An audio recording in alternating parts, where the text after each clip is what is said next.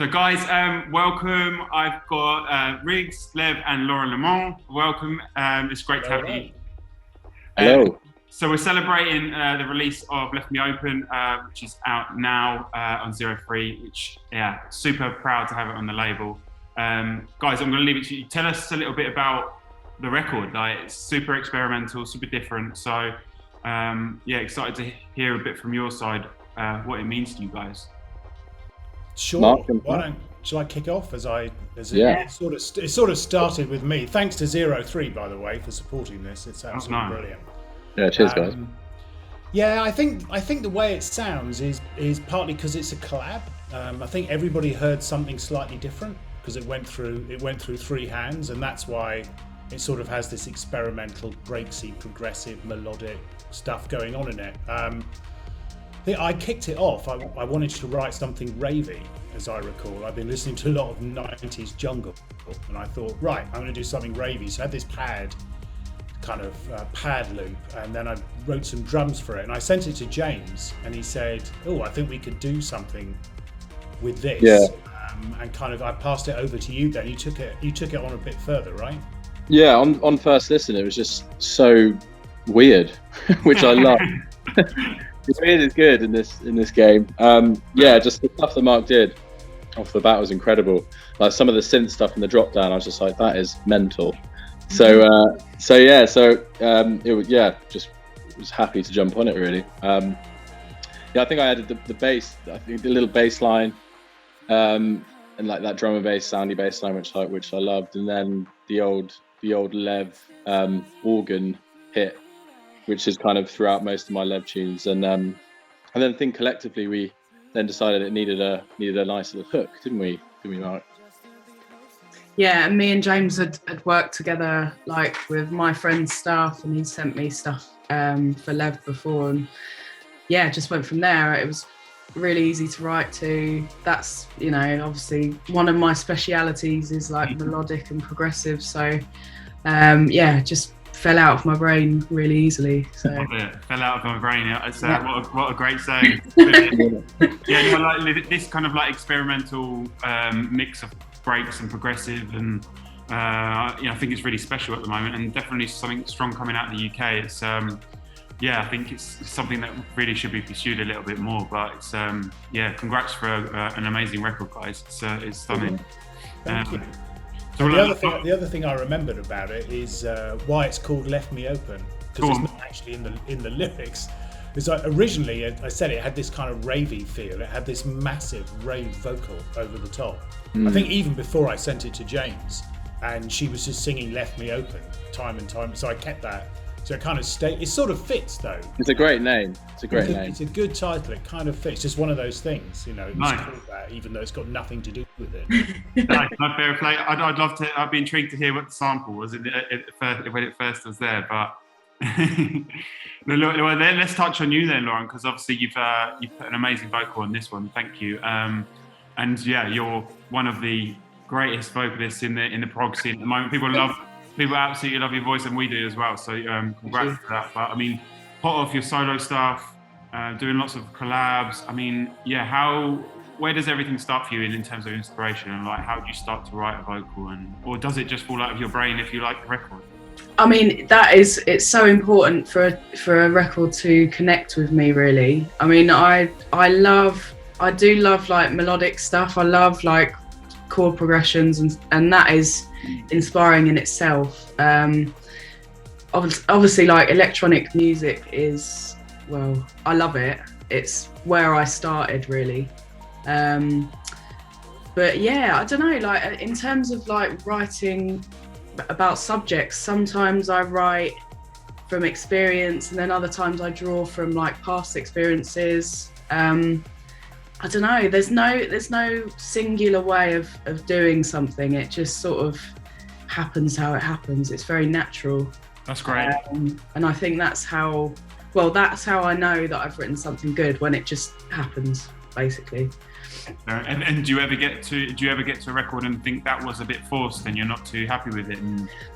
Sometimes it happens. I mean, of late, I've been very inspired, and things have just, come really easily, but yeah, you're always going to get writer's block at some point, especially if you're trying to do it all the time. That's when I find that I'm a bit blocked, when I'm just constantly writing. But yeah, this one was super easy, which is a good sign for me.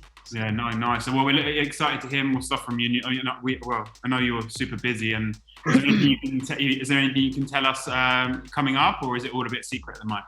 No, I mean, well, I've said before, like, I'm launching my own electronic producer project this year.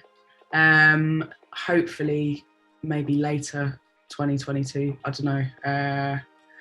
Yeah, and then loads of big collaborations coming. I've got a big one with Graphics, which is a drum and bass tune, which is really exciting. So congratulations! Loads of stuff. Nice. No, it's good to hear. Well, we'll be watching and looking out. So yeah, thank you. So I thought, yeah, James, let's touch on you. You're a bit of a multi-alias guy, doing, we've known you from my friend on Zerothree in the past as well, which has been great. The Dreamweaver track with Deza. That was a long time ago now. Yeah, a long time ago. Obviously, you've changed sounds a little bit with that project, and that's kind of developed a little bit now. And yeah, so I mean, why did you want to start LEV? Like, what was the basis behind that? Well, I've always loved like this deep melodic vibes. Like, that's kind of the main reason I started making music, really. That and drum and bass were like the kind of starting points for me. So yeah, I mean, with Felon and my friend, Felon's obviously always been pretty commercial based, like commercial dance, and then I think with my friend, we definitely started off more proggy, but as the years have gone on, we kind of veered away more towards the kind of melodic techno / I don't know what you call it, UK rave, that kind of sound. So yeah, that's the sort of the reason why I started LEV, is because I've obviously always loved this music and it's properly ingrained in me, and I just wanted an outlet for, to make and release this sort of stuff. So yeah, it kind of was the right thing to do. I think for me personally, having more than one alias is good, because I think if I had to make the same music, the same sort of genre of music every day forever, I'd probably go mad. So it's quite nice to have the three that I can kind of bounce off, because you have a break from each one, depending on which one you're working on.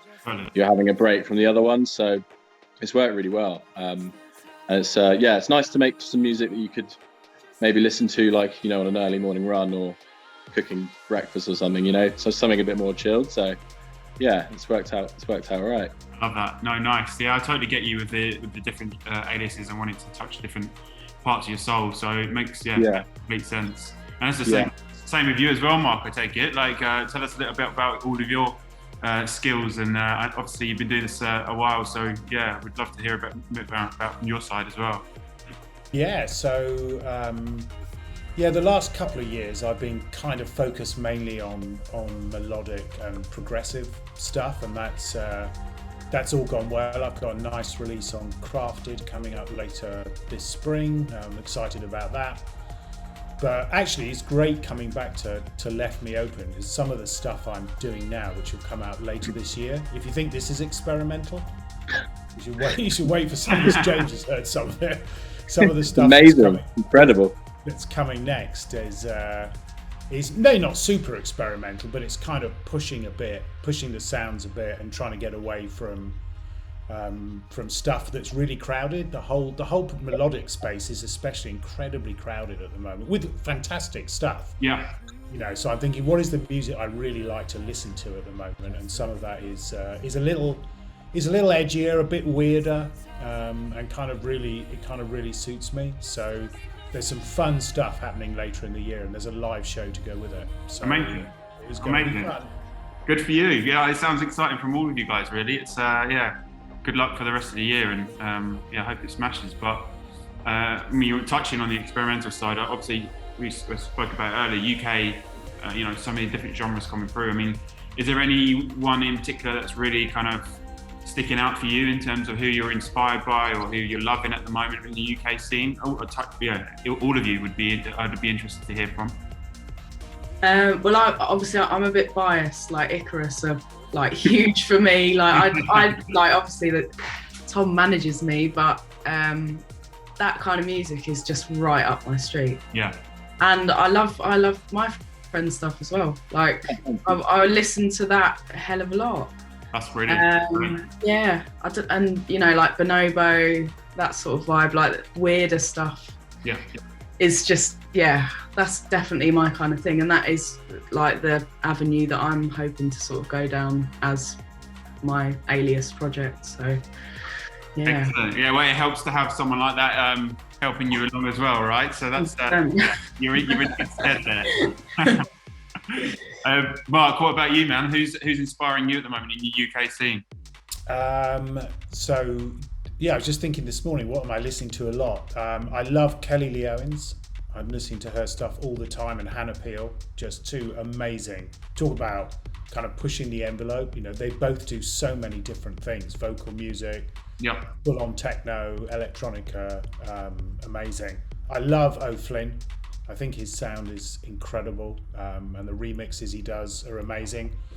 And like Lauren, Bonobo, he's so good, it makes me cry.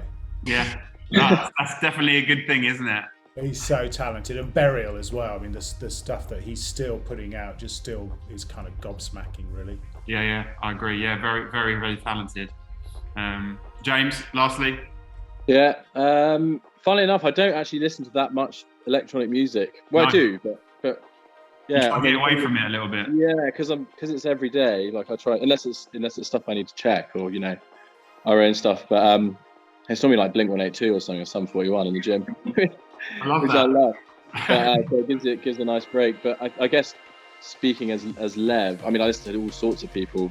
But speaking of Lev, people like Tom VR and Swim and the kind of like dusty lo-fi melodic guys are sounding incredible these days. DJ Seinfeld is obviously a huge one.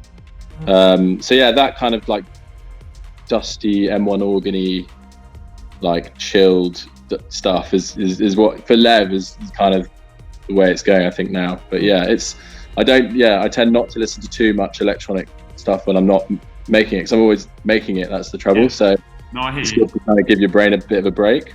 Yeah. No, I'm the same actually. When I get home from work, I just listen to anything but dance music really now. Like just a little bit of clear headspace. I've got a playlist called Ear Porn, which is just full of singer-songwriter stuff basically.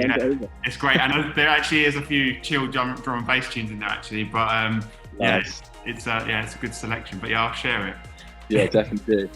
Well, look, I'll move on. I wanted to kind of ask you guys what each of you kind of finds a struggle in terms of like promoting yourself or just general day-to-day things as an artist and trying to break through into the scene, and obviously running a full-time job as well. And Lauren, what do you find the hardest in terms of growing and developing? Well, I mean, time is a massive thing for me. Like I still work part-time, so finding time for music, and then social media is a massive thing which I'd really, really like to invest more time into, but I just haven't got the time. And also, I've had to learn so many extra skills like editing video, like trying to shoot video creatively. But you're great at that though, honestly. Well, I mean, I've taught myself. I've watched a lot of YouTube videos, and I don't know, I think maybe I have got like a natural eye for like angles and stuff, which is, I'm very lucky in that respect. But to do all that on your own, it's blooming hard. Like it's really, really tough. And it's time consuming.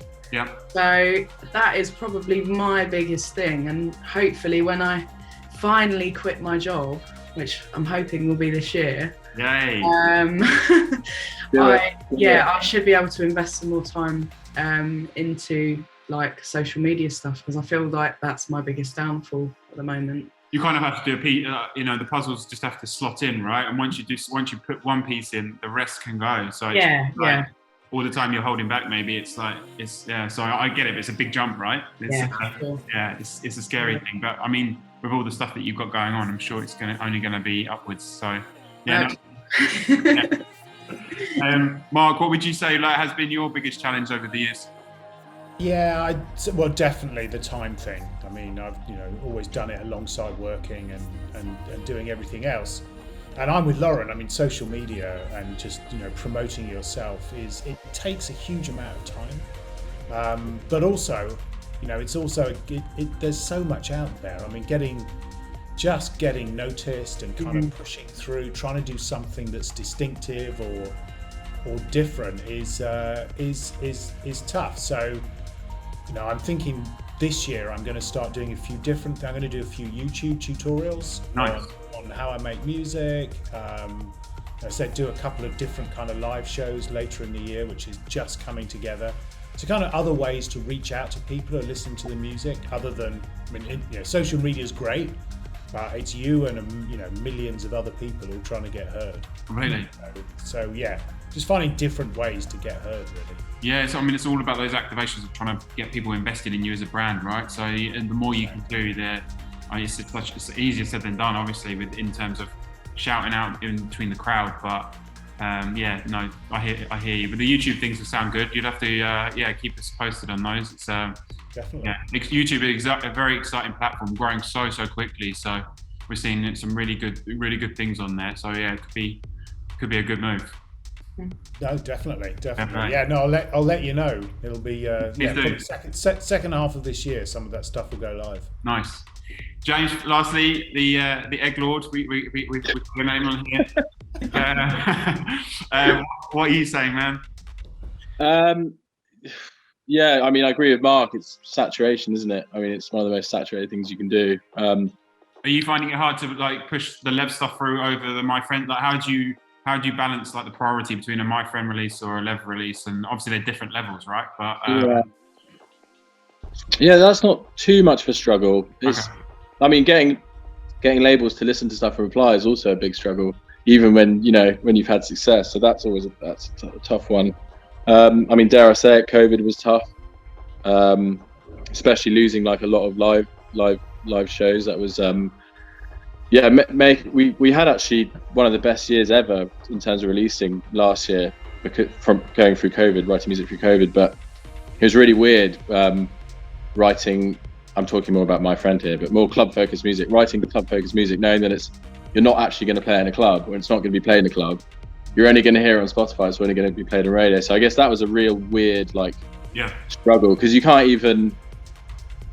Normally you make it you'll make a record and then you'll test it in a club. That's the best way to test a record. Yeah, of course. And obviously when that's gone, when all the live stuff is gone across the board, Felon, Lev and My Friend, if you can't test stuff live to live crowds, it's extremely hard to know whether the song's actually any good, how your levels are, mix, all sorts of things. Yeah. Funnily enough, we were testing some music in the club yesterday. We got a show on Saturday, and some of the stuff was completely off. Really? And we haven't had much opportunity to test so much stuff. So just mix wise it was off, but that's been really hard and weird not being able to make a tune and then on that weekend test it, and then give yourself feedback. So that's obviously been quite hard, but yeah, that's a good. I didn't really think about it. But it must be a strong challenge to try and get the perfect record in the studio, just hearing it out of that one kind of reference point. So no, fair play.